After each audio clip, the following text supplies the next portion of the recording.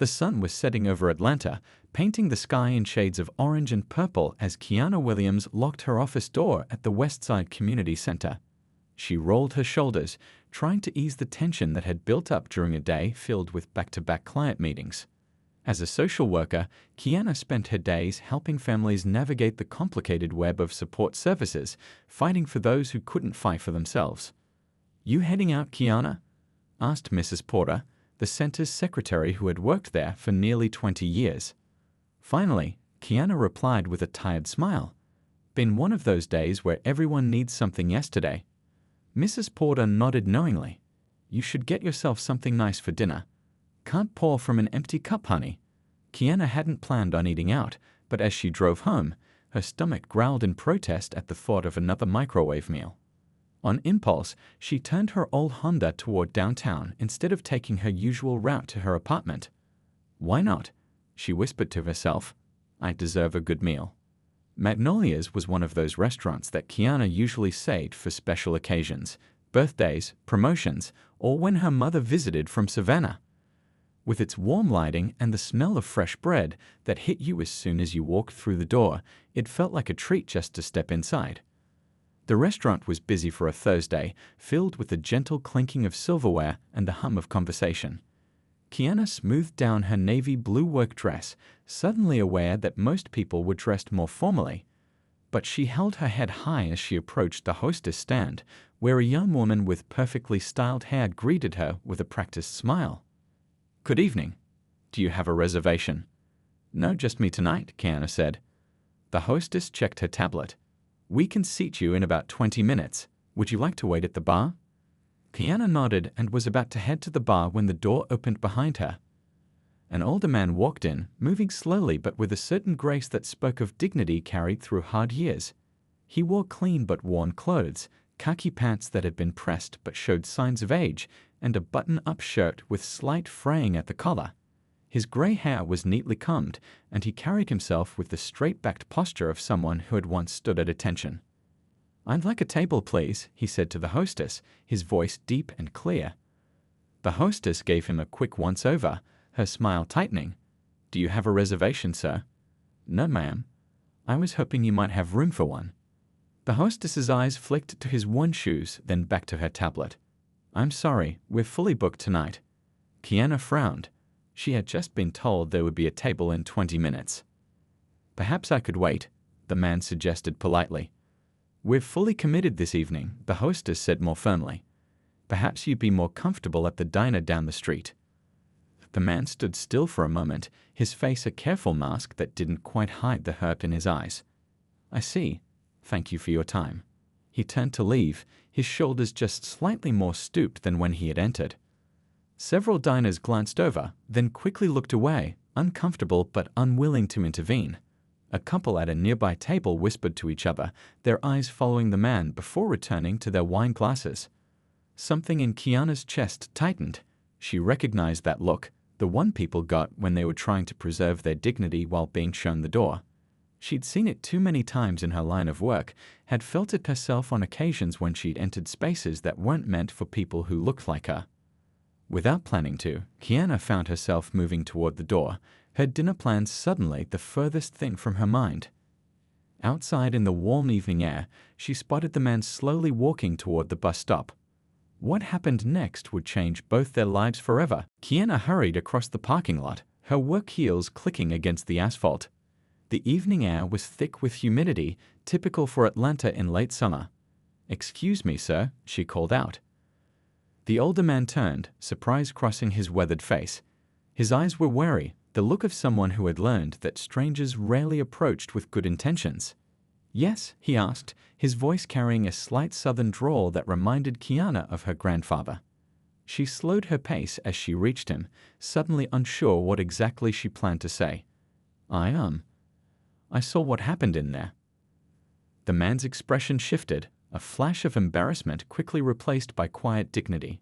"It's not the first time, young lady. And at my age, you learn to pick your battles." "I'm Kiana," she said, extending her hand. He hesitated before taking it in a gentle but firm grip. "Robert Johnson, pleased to meet you despite the circumstances." A car drove past, its headlights briefly illuminating Robert's face. In that moment, Kiana noticed the small American flag pin on his collar and how meticulously he'd combed his gray hair, probably preparing for what should have been a nice evening out. "Were you celebrating something special tonight?" she asked. Robert gave a small smile that didn't quite reach his eyes. "My 72nd birthday. Thought I'd treat myself to something better than my own cooking for once." Kiana felt something twist in her chest. Her grandmother used to say that you could tell everything about a society by how it treated its elders. Right now, their society wasn't looking too good. "Well, happy birthday, Mr. Johnson," she said with genuine warmth. "And if you're still hungry, I'd be honored if you'd join me for dinner." Robert's eyebrows rose in surprise. "That's very kind, but I wouldn't want to impose." "It's not an imposition," Kiana interrupted gently. "Actually, to be honest, I hate eating alone. You'd be doing me a favor." He studied her face, perhaps looking for signs of pity or insincerity. Finding none, his expression softened. "In that case, I accept your kind invitation, Ms. Kiana." "Just Kiana is fine," she said with a smile. "And I know just the place." Rather than returning to Magnolia's, Kiana suggested a family-owned restaurant a few blocks away. Pearl's kitchen wasn't fancy, but the food was delicious, the portions generous, and the welcome warm. As they walked through the door, the smell of fried chicken and fresh biscuits enveloped them. The restaurant was busy but not packed, with red checkered tablecloths and walls covered in local artwork and photographs. Kiana called a woman in her 50s from behind the counter. "Haven't seen you in weeks. Your usual table's open." "Thanks, Ms. Pearl," Kiana replied. "This is my friend Robert. It's his birthday today." Pearl's face lit up. "Well, happy birthday. Any friend of Kiana's is family here." Robert looked momentarily overwhelmed by the warm welcome, nodding his thanks as Pearl led them to a corner table by the window. "Your grandmother would be proud," Pearl said quietly to Kiana as she handed them menus. "She always said you had her heart." After Pearl left, Robert looked at Kiana with curiosity. "You come here often?" "My grandmother used to bring me here every Sunday after church," Kiana explained, feeling the familiar pang of missing her. "Pearl and my grandma were friends since high school." "Community roots run deep," Robert nodded appreciatively. "That's something special these days." As they studied their menus, Robert cleared his throat. "I should tell you, I'm not in the best financial situation these days. Perhaps we should go Dutch." Kiana shook her head firmly. "It's your birthday, Mr. Johnson. Tonight's on me, no arguments." Robert looked like he wanted to protest but then smiled instead. "When you reach my age, you learn when to surrender gracefully. Thank you." They ordered fried chicken for Robert and catfish for Kiana, and as they waited for their food, an unexpected ease settled between them. Here, with the sounds of clinking silverware and gentle laughter surrounding them, the ugliness of what had happened earlier began to fade. "So," Kiana asked, genuinely curious, "what did you do before retirement, Mr. Johnson?" Robert's eyes lit up with a spark that transformed his entire face. "Well now, that's quite a story." The sweet potato pie arrived at their table with a small birthday candle flickering in the center. Pearl had insisted on bringing it herself, singing Happy Birthday in a rich voice that prompted nearby diners to join in. Robert's face registered surprise, then embarrassment, and finally genuine pleasure as the impromptu chorus finished. "Make a wish," Kiana encouraged. Robert closed his eyes briefly before blowing out the candle. A soft round of applause rippled through the restaurant. "I can't remember the last time someone sang for my birthday," he admitted, cutting into the pie with the edge of his fork. "My Elaine used to bake me a German chocolate cake every year." After she passed, birthdays became just another day. "How long were you married?" Kiana asked. 47 years. Robert's eyes grew distant. "Met her at a civil rights meeting in '68. She was handing out flyers, and I was fresh out of law school, thinking I could change the world." Kiana put down her fork. "You are a lawyer." Robert nodded, taking a bite of pie. This is good. Yes, for nearly 4 decades. Civil rights mostly. Some criminal defense when folks couldn't afford anyone else." "That's incredible," Kiana said, genuinely impressed. "I'm a social worker at Westside Community Center." Sometimes feels like pushing a boulder uphill, trying to help people navigate the system. Important work, Robert said with a nod. Lawyers get the headlines, but social workers are in the trenches every day. As they finished their dessert, Robert's reserve gradually melted away. He told Kiana about growing up in rural Georgia, where his mother had cleaned houses and his father had worked 2 jobs to make ends meet. They scraped together enough to send me to Howard University, he explained. My father didn't live to see me graduate law school, but I kept his watch. He pulled an old pocket watch from his pants pocket. Doesn't work anymore, but I carry it for luck. Kiana shared stories of her own grandmother, who had raised her after her mother died young. Big Mama had a saying for everything, Kiana laughed. Child, when someone shows you who they are, believe them the first time. She was quoting Maya Angelou, but I didn't know that until college. Robert chuckled. Sounds like she was a wise woman. The wisest, Kiana agreed. She's the reason I became a social worker. She was always helping folks in our neighborhood, cooking for sick neighbors, watching children when parents had to work late. Never asked for anything in return. Pearl refilled their water glasses, refusing Robert's compliments on the pie with a wave of her hand. Family recipe. Can't take credit for what my grandmother taught me. After she left, Kiana leaned forward. So what happened? If you don't mind me asking, how did a successful attorney end up? She trailed off, not wanting to be rude. End up getting turned away from restaurants. Robert finished without bitterness. Life happens, young lady.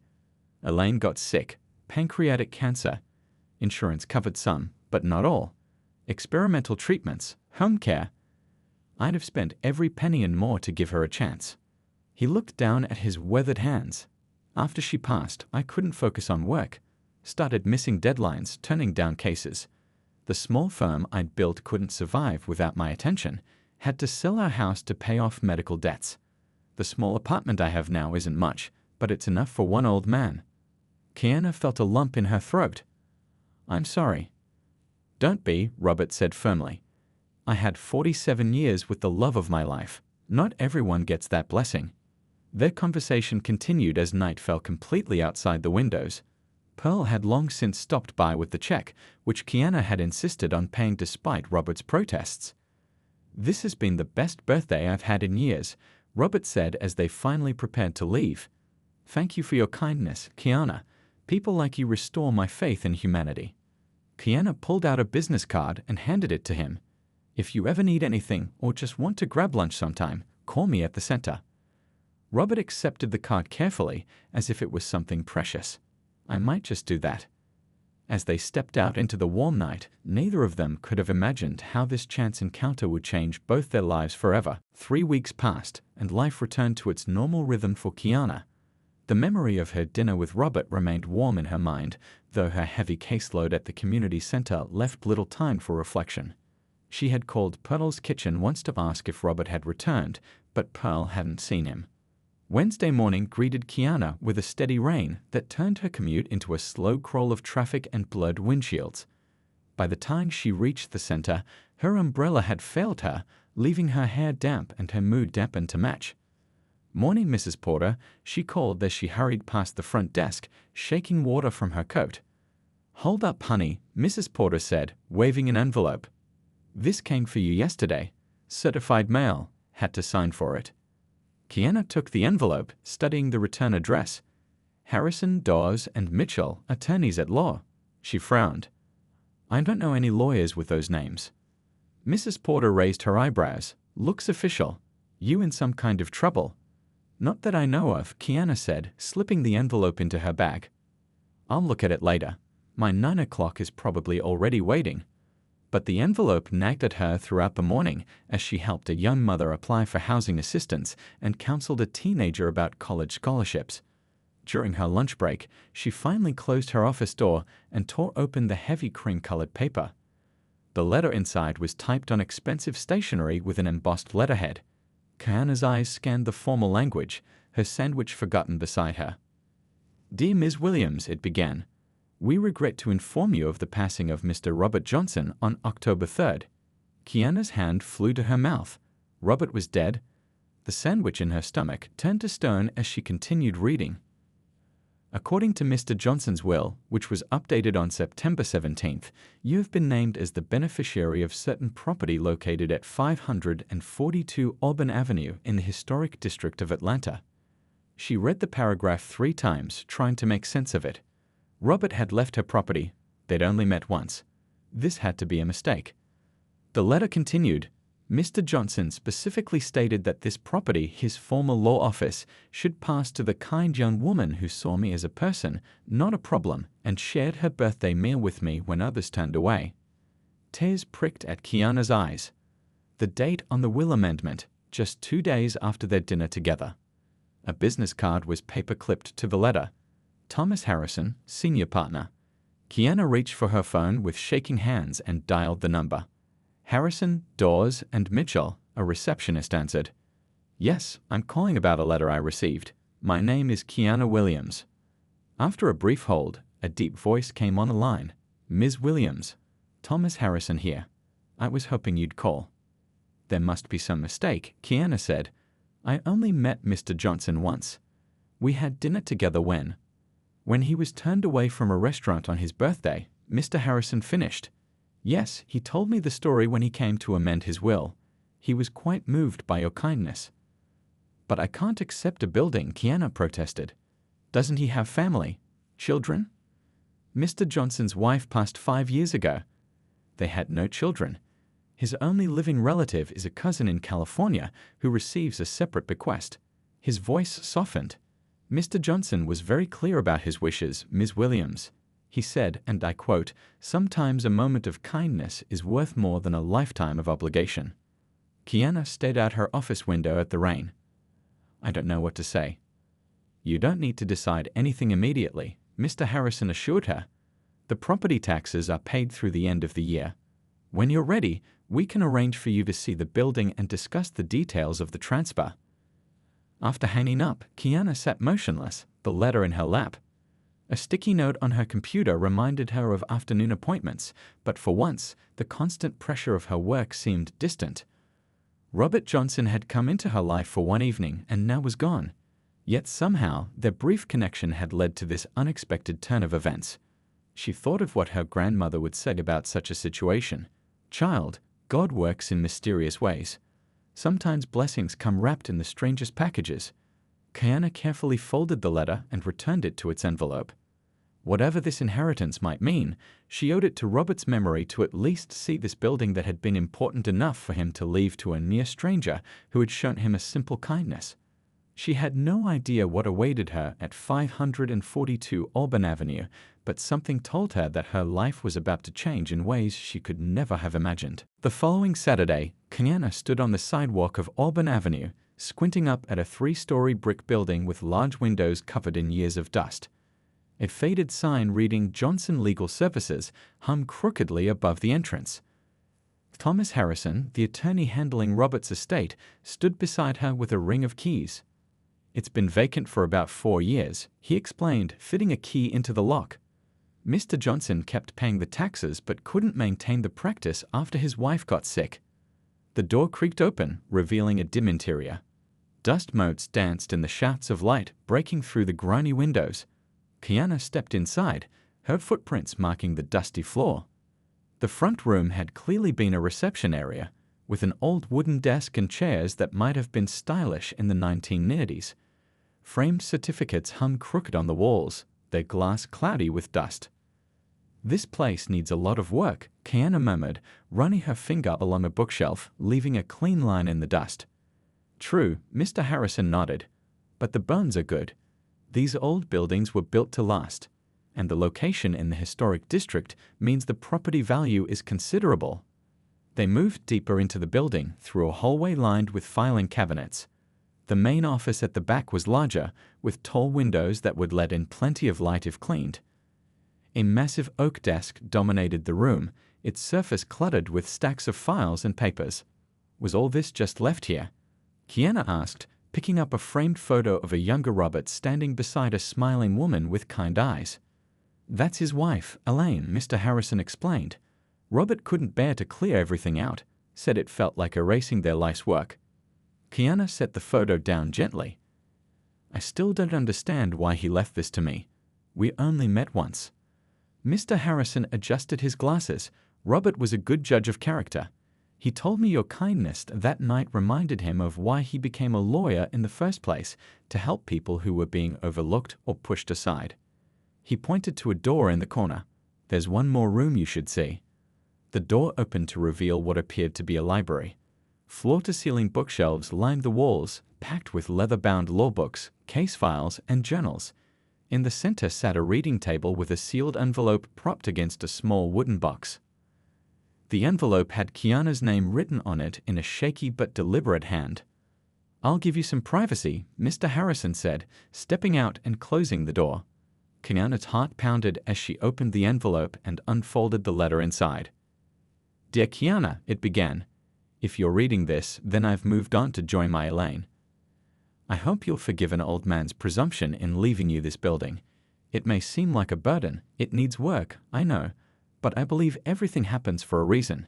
Our paths crossed that night because you saw me when others looked away." Kiana blinked back tears as she continued reading. "This building holds more than just memories of my practice. It contains 40 years of fighting for those who couldn't fight for themselves. The work isn't finished, and perhaps it never will be.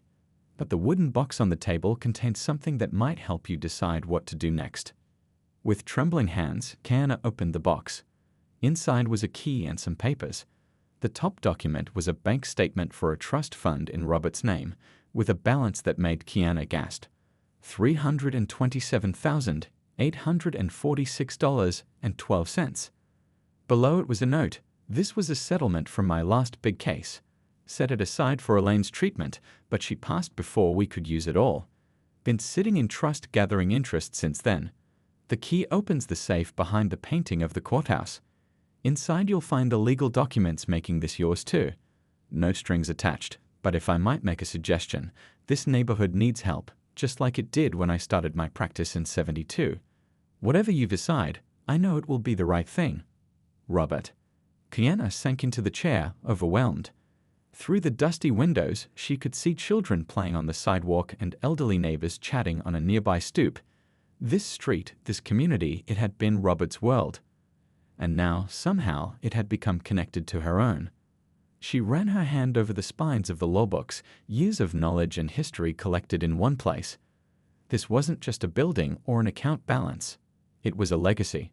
And suddenly, standing in the quiet of that room filled with Robert's life's work, Kiana began to see possibilities she had never imagined before. 6 months later, the old brick building on Auburn Avenue looked nothing like the dusty, abandoned space Kiana had first walked into. Fresh paint brightened its facade, new glass gleamed in the windows, and a hand-carved wooden sign hung proudly above the entrance. The Robert Johnson Community Justice Center. Inside, Kiana stood in what had once been the reception area, now transformed into a welcoming waiting room with comfortable chairs, children's books, and potted plants. The walls displayed framed photographs showing the history of the neighborhood alongside inspirational quotes about justice and community. "Ms. Williams, your 10 o'clock is here," called Tanya, the center's receptionist, a former client of Kiana's who had struggled to find work despite having a business degree. "Thanks, Tanya. Send them back to the consultation room," Kiana replied, straightening the new navy blue blazer she still wasn't quite used to wearing. Her social worker wardrobe had expanded since opening the center, though she made sure never to look so fancy that clients felt intimidated. The journey from inheriting the building to opening the Community Justice Center had been a whirlwind. After finding Robert's letter and the trust fund, Kiana had taken a leap of faith. She used a portion of the money to renovate the building, maintaining its historic character while updating the essentials: plumbing, electricity, internet. The rest formed an operating fund for what she envisioned, a place where legal help, social services, and community support came together under one roof. Kiana had started by reaching out to her network at the community center, finding 2 recently graduated law students passionate about public interest work who were struggling with student debt. The center could offer them modest salaries but valuable experience. She hired Lisa, a brilliant young woman who had grown up in the neighborhood and returned after law school with dreams of making a difference, and David, whose own family's struggle with eviction had inspired him to become a tenants' rights advocate. She walked down the hallway to the consultation room, passing what had once been Robert's main office, now converted into a space for community workshops and classes. Through the glass door, she could see a group of elderly residents learning about avoiding scams targeting seniors, a program they'd started after helping Mrs. Washington, an 82-year-old widow who had nearly lost her life savings to fraudsters. The center had been open for just 3 months, but word had spread quickly. They'd focused on what the neighborhood needed most: housing issues, access to benefits, immigration assistance, and elder care. They couldn't handle complex criminal cases, but they could connect people with resources and offer guidance through complicated legal systems that often felt designed to exclude those who needed help most. "I never thought I'd be running a place like this," Kiana had confessed to Pearl over dinner at the restaurant where it all began. "I'm a social worker, not a lawyer." "Honey, you're exactly what this place needs," Pearl had replied. "Lawyers know the law, but you know people. Robert saw that in you right away." In the consultation room, Kiana found Mr. and Mrs. Chen, an elderly couple facing eviction from the apartment they'd lived in for 20 years. Their building had been bought by a development company planning luxury condos. "Thank you for coming in," Kiana said warmly, shaking their hands. "This is Lisa, our housing attorney. She's going to help us figure out your options." Lisa smiled, opening her laptop. "First, let's go through exactly what's happened so far, and then I'll explain what rights you have as long-term tenants." As the consultation proceeded, Kiana watched Lisa work. The young attorney explained complex legal concepts in simple terms, making sure the Chens understood every option. This was exactly what Kiana had envisioned: legal help that treated people with dignity. Later that afternoon, Kiana led a community meeting in the conference room.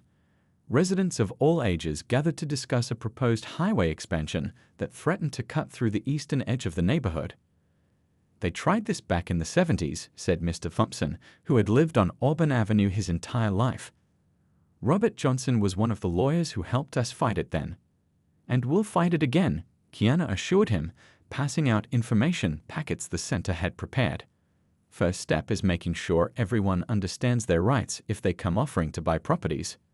As the meeting continued, Kiana glanced at Robert's photo on the wall. Beneath it hung a framed quote from his letter to her. "This neighborhood needs help, just like it did when I started my practice in '72. 6 months ago, Kiana couldn't have imagined standing here, carrying on a legacy she hadn't known existed. But somehow, a simple act of kindness on a Thursday evening had set her on a path she now couldn't imagine not taking. 2 years had passed since Kiana first opened the doors of the Robert Johnson Community Justice Center. On this warm spring evening, the building buzzed with activity as people gathered for the center's anniversary celebration. Strings of lights hung across the courtyard they had created last summer by cleaning up the vacant lot next door, transforming it from a dumping ground into a community garden and gathering space. Kiana stood in the doorway, watching as neighbors greeted each other with hugs and laughter. Elders who remembered Robert from his practicing days sat in chairs of honor near the small wooden stage that David had built with volunteers. Children darted between groups of adults, their faces sticky with cake frosting from the dessert table where Pearl had proudly displayed her famous sweet potato pies. "Can't believe it's been 2 years already," Tanya said, appearing beside Kiana with a clipboard. "Mayor's car just pulled up outside. You ready for this?" Kiana smoothed down her dress, a deep purple one her grandmother would have approved of. "As ready as I'll ever be." The center had grown beyond anything Kiana had dared to imagine that first day standing in the dusty building. What had started with 2 young lawyers and a vision now employed 6 full-time staff and hosted a rotation of volunteer attorneys who offered pro bono services. Last month alone, they had helped over 60 families with housing issues, immigration paperwork, benefit applications, and elder care planning. More importantly, the center had become a true community hub. They offered classes on financial literacy, hosted neighborhood council meetings, and provided a safe space for youth after school. The community garden not only beautified the block, but also supplied fresh vegetables to elderly residents who couldn't easily get to grocery stores. The mayor arrived with minimal fanfare, shaking hands as he made his way through the crowd. Despite his suit and tie, he seemed genuinely comfortable among the residents, many of whom he knew by name from his days as a city councilman representing this district. "It's time," Tanya whispered, nudging Kiana toward the stage. The program began with a local church choir singing "Lift Every Voice and Sing," followed by Mr. Thompson sharing memories of the neighborhood's history and Robert's role in preserving it over the decades. Then the mayor stepped forward to present the city's humanitarian award, a crystal plaque that caught the light as he held it up. 2 years ago, this building sat empty, a reminder of what this community had lost, he began. Today, it stands as a beacon of what can happen when one person decides to make a difference. As the mayor detailed the center's accomplishments, Kiana's thoughts drifted to Robert.